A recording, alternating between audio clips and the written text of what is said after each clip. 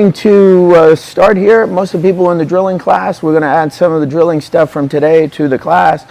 You are in a north-south set. We're going to go into a rolling anaconda to a Darth, okay? So you're pretty simple. You're going to have a goal of getting this elbow out, flaring it up, and attaching this bicep to that ear, okay? You're going to have a goal of getting your hand position somewhere over here and retracting this elbow across his body as much as you possibly can. I'll explain what I mean by it. When you are here and you're pulling this elbow out, once I get this hand as high up as possible and the bicep is about to touch his ear, I connect my hands. My goal now on this elbow is to drive it past his nose and come underneath. Don't lay flat on your hip, okay? Use your hips as a generating force to bring him over.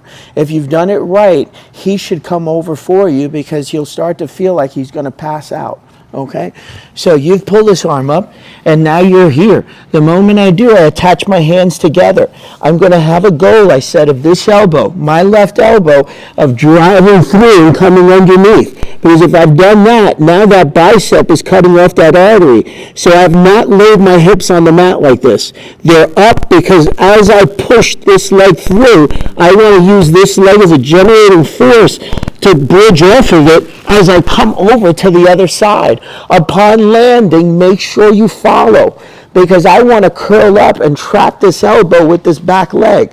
So just don't stay here and don't flip your hands, because there's going to be a moment if you flip your hands early that he can spin on you. So the moment we land, I'm bringing this trailing leg that was the driving leg with me so that I can collect this elbow. And the moment I collect this elbow, now I transfer my hands. Okay, let's come back up again. So one more time. I'm going to tell you, when you're pulling that elbow, a lot of times they're going to be tight on you, okay? You're going to have to understand something, and this is a bigger picture. This elbow's got to come out and come around. If you start trying to pull it and you haven't, I know people who do this, they'll be on their knees. You can't be on your knees. You got to keep driving in because you don't want him ducking under you. Okay, I also want to be able to feel, in case he sits back on me, that if in case he sits back and I'm here, I want to be able to drive up and fight for that bottom pocket on him. Okay, so don't do the move with you sitting your kneecaps on the mat. I also don't want him to be able to collect my kneecaps where all of a sudden he reaches and he grabs onto my knee, and now I got to address this and I got to go into a defensive mode. Otherwise he's going to scoop me and dump me back on my back. Okay, so if I've done this and I'm driving and driving and driving, how do I fit this arm in this pocket? The lever's longer than the actual position can fit through. So I got to take this guy out on an angle to curl him back and bring him back. So if I've done the top thing right, I'm going to have an issue because I'm driving so hard down. Also, I told you, I don't sit here like this and try to do this because now I'm going to be light on him, and now this is the opportunity for him to do a duck under. I want to be able to press this thing tight. So those two things factor in now. If I press this low, he's also got to rise up to scoop underneath. So learn how to do it with off your knees. Okay, I'm collecting the elbow and I'm ripping it out on an angle, on a counterclockwise or clockwise, depending what side you're on. Okay, I'm heavy on a chin strap. Okay, I haven't made the commitment to get behind him yet. Okay, I'm aggressively pulling this up. The moment I pull this elbow up, and I'm pulling at the elbow, okay, at the elbow. The moment I bring this elbow vertical, that's when I can put these hands together, because now this blade starts to get an angle behind this tricep. Now the rest of it is my body. Because if I start angling my body from here, and we're here, and now I don't have the hand across yet, but I'm tight up, and I'm driving this in. As I start positioning my body underneath, I don't lay my hips on the ground. I start taking this back leg, because this guy's going to be my generating force as I'm coming underneath to finish this off. As we're coming over, I follow it. As I collect that elbow, that's when I finish it off and I transfer my hands. Okay, guys, let's part up and try that. Can I have you for 1 second? People just assume that you're going to finish it off on the other side. You're not going to finish it. You have to understand the feel for it and when to go for it. if I'm not sick, because on the finish of the product, right, you're going to have this artery on this side because you're going to be able to collect it with your hands. You're going to be with the leg behind the elbow line. But what's critical is that artery. So when you're here, and for some reason, and there's one other thing, is that some people are going for this Olympic roll with the hand back here. You're never going to get this artery, right? So if the arm is back, that dictates you going to a guillotine, right? Because now he's not protecting this pocket here, right? So those are different things. And then lastly is like, but when we were doing the drilling this morning, we were going behind him. Because if I can't pull that elbow out, you got to get back there. Right? There's nothing attacking here. And now he's here and he's protecting that. There's nothing here. So why are you going for this Olympic roll? Like, so understand like when to do things. If you're not going to do it right, what are you rolling for? Just practice going behind him. Right? When you're here and you've been on to this, I got to know where I'm sitting on this artery on this side. Right now I'm sitting on that artery. But if you have a gap on there, don't go underneath, because now you're going to be underneath and now you're going to be on a scramble on the bottom side and you're not going to be able to finish.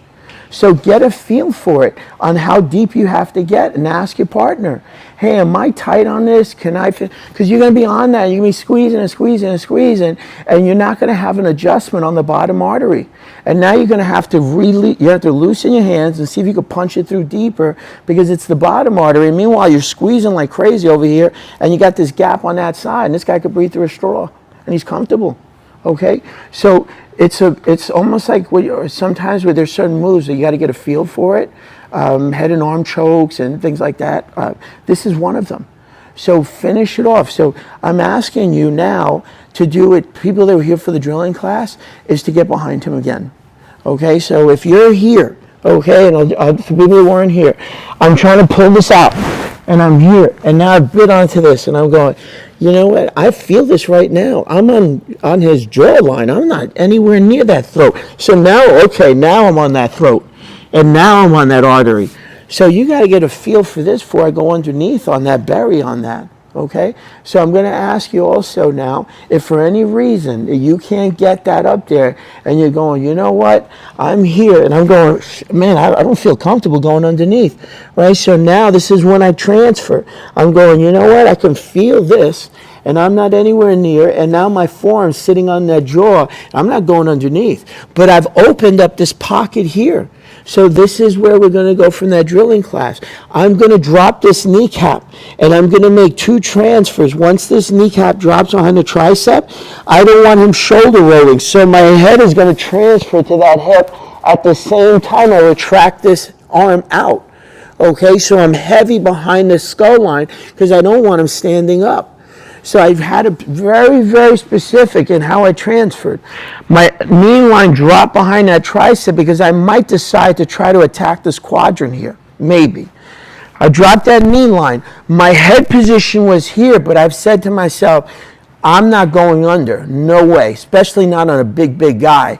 And now I haven't been onto that artery on the far side, and I'm going, nuh-uh, I'm going behind him. So this kneecap is dropping, my head position is switching here. Because if you're like this, let's say hypothetically, you come here, and then you drop, and your head lines up, and now he shoulder rolls on me, he's going to clear my head in 2 seconds. Okay, so make sure you're heavy, your head transfers from here to here.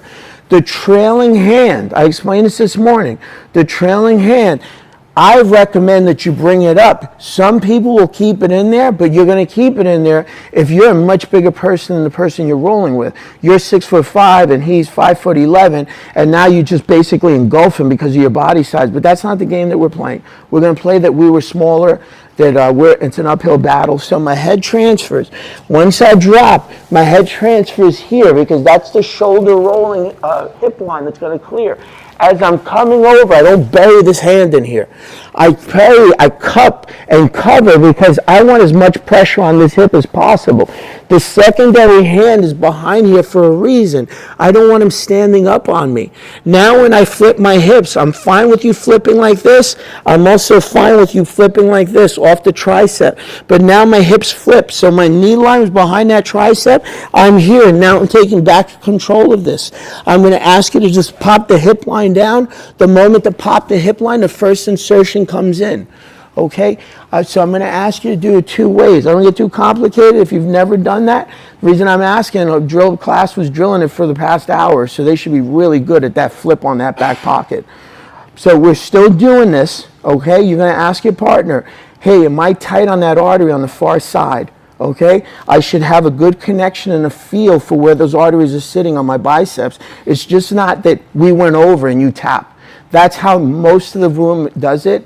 And then when you try to do it live, you never adopt a move because you go, I can't finish this move. Yeah, but you got no refinement. You have no feel for the move.